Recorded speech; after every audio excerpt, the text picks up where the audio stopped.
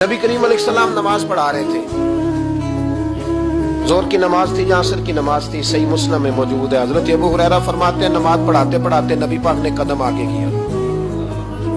नमाज पढ़ाते पढ़ाते कदम आगे किया और यूं हाथ उठाया फिर वापस कर लिया। अब नमाज पढ़ के ना तो सलाम फेरा तो सहाबा अर्ज करने लगे या रसूल अल्लाह सल्लल्लाहु अलैहि वसल्लम, वो नमाज में पैर भी आगे किया तो हाथ भी उठाया, तो वजह क्या थी? पहला सवाल तो ये है कि आप लोग नमाज पढ़ रहे थे या हुजूर को देख रहे थे? तो सहाबा तो पहले ही बताते हैं कि भाई हम तो पहली साफ में नमाज इसलिए पढ़ते थे कि नमाज भी होती रहती थी और चुपके महबूब की दीद भी होती रहती थी। हुजूर से पूछा या रसूल अल्लाह, वो नमाज पढ़ते पढ़ते कदम आगे बढ़ाया आपने तो फिर पीछे कर लिया, क्या था? और हाथ उठाया तो फिर आपने नीचे कर लिया। तो नबी करीम फरमाने लगे नमाज पढ़ाते पढ़ाते जब मैंने कहा ना समी अल्लाहु लिमन हमीदा, अचानक मेरी नजर उठी तो जन्नत में चली गई।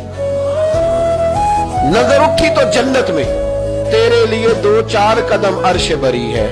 तो महबूब फरमाते हैं जब मेरी ऊपर नजर गई ना तो मैंने देखा कि अंगूरों का एक खोशा लटक रहा है जन्नत में। तो मैंने हाथ बढ़ाया कि तोड़ लूं। हुजूर खड़े हैं मस्जिद नबवी में और फरमाते हैं कि मैं यहां खड़े होके हाथ ऊंचा करूं तो मेरा जन्नत तक पहुंच जाता है। फरमाया मेरा इरादा हुआ कि वो खोशा जन्नत का तोड़ लूं और जरा मैंने पैर आगे बढ़ाया ही था तो मेरे दिल में ख्याल आया कि जन्नत राज है तो राज ही रहनी चाहिए। ये राज खोल गया तो मजा नहीं आएगा।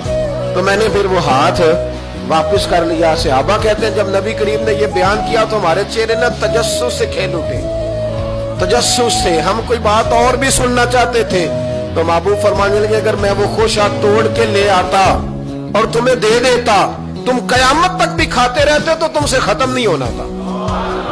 ये सही मुस्लिम की हदीस है। ओ भाई, मेरे रसूल करीम के वाक़या में राज पे शिकवा करना, कहना समझ में नहीं आती कैसे गए थे। तो तू जो चाहे तो हर शब हो मिसाले शब असरा, इसलिए कि तेरे